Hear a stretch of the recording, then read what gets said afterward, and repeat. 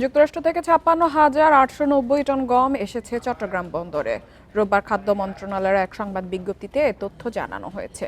বিজ্ঞপ্তিতে বলা হয়, বাংলাদেশ এরই মধ্যে G2G ভিত্তিতে যুক্তরাষ্ট্র থেকে গম আমদানি শুরু করেছে।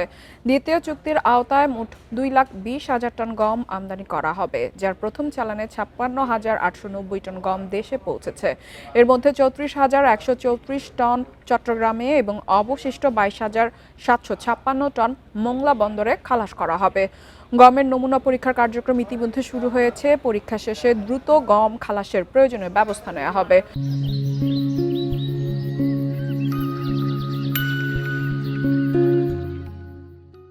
প্রথম চুক্তির আওতায় এরই মধ্যে মোট ২,২০,০০০ টন গম আমদানি হয়েছে।